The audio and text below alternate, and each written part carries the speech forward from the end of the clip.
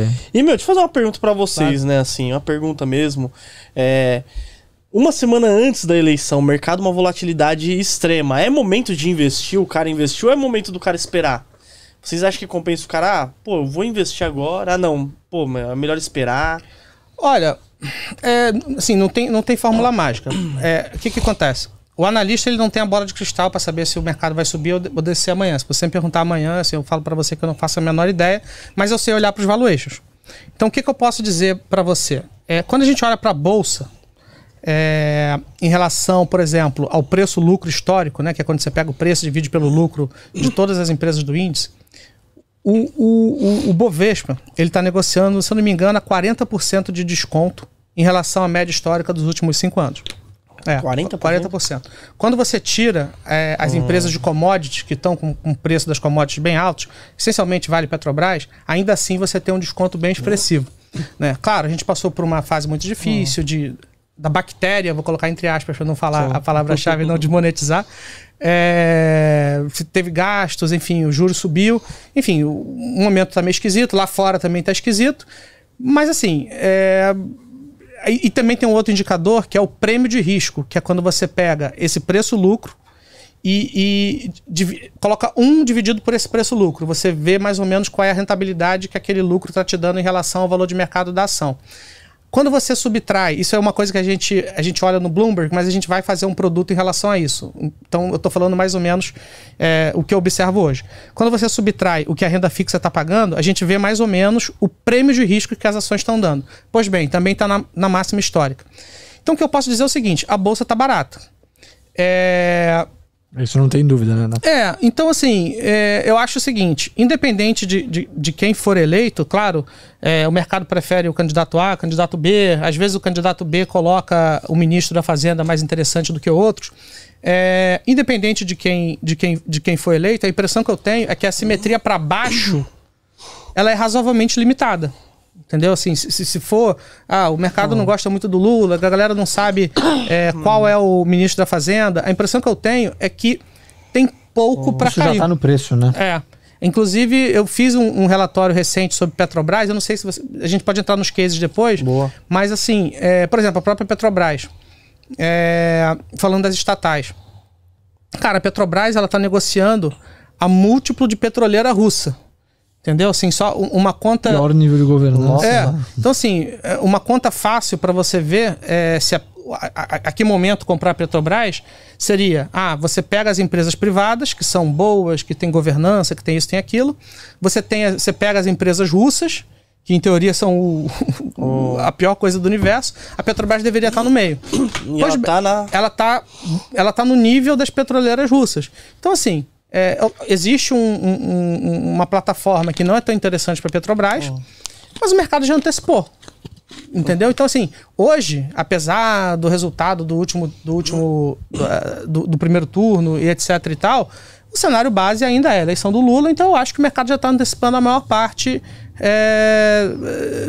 das coisas, entendeu? Então, assim, eu não estou deixando de fazer compras.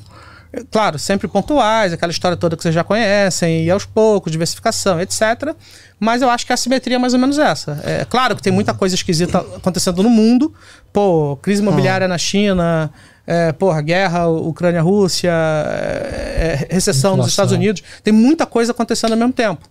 E é exatamente por isso que as coisas estão baratas. Assim, é exatamente por isso que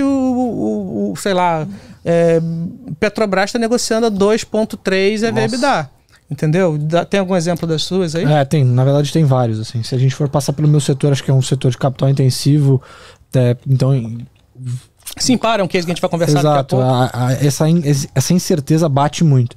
A gente tem algumas empresas que a gente gosta bastante, que inclusive é uma das nossas top picks, que é a Randon, por exemplo, negociando a 4 vezes EV/EBITDA para o ano que vem, que é o mínimo que ela já negociou. Entendeu? Então, assim, e é uma empresa que mudou bastante em termos de diversificação e tudo mais. Mas só para dar a minha opinião em relação a eleições, assim, eu acho que de fato o cenário ele é muito incerto, tem muita coisa no preço, mas a gente tem que ponderar. Eu acho que existem riscos e riscos que a gente consegue correr. Olhando para o case das estatais, beleza, tem muita coisa no preço, mas é uma coisa que eu prefiro evitar. Justamente... No final do dia, o analista, desculpa te interromper, Igor, mas assim, o analista, no final do dia, ele é uma espécie de garçom que te mostra um cardápio. Eu não conheço a sua idade, eu não conheço seu perfil de investimento, eu não sei se você é um cara novo, com muito dinheiro, que pode correr mais risco, ou se você é um cara com 70 anos, que quer viver mais de boa, ter um dividendo. Então, assim, entendeu? Se são 5 milhões de CPFs, eu não sei quais são as ambições de cada um. Então, à medida que você ouve a história daquele relatório que eu estou escrevendo, faz sentido você ir alocando de acordo com... seu perfil, né? Porque não tem uma bala de prata, né? Exatamente. Quando eu era mais... Eu tô com 37. Quando eu era mais novo, nossa, eu corria muito mais risco. Agora que eu tô casado, eu não tenho filho, tal, eu tô no meio termo ali, tô alocando mais.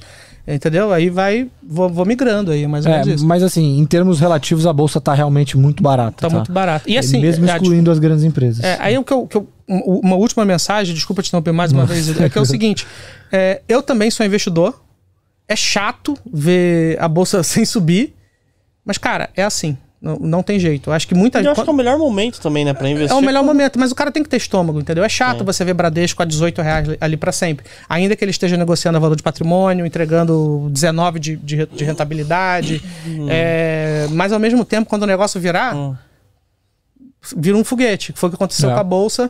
Em 2016, a Bolsa ela chegou num patamar de valuation muito similar do que está hoje.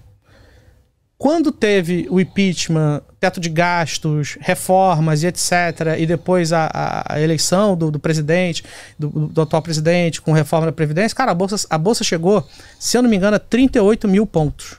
38 mil pontos. Nossa. Tá? Então, assim, tava todo mundo triste ali, todo mundo cabisbaixo.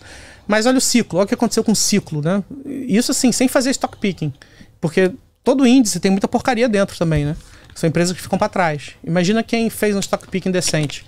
Então, a mensagem que eu tenho para dar é essa, assim, é para comprar agora, claro, com um pouco de estômago, com um pouco de paciência, e é mais ou menos isso.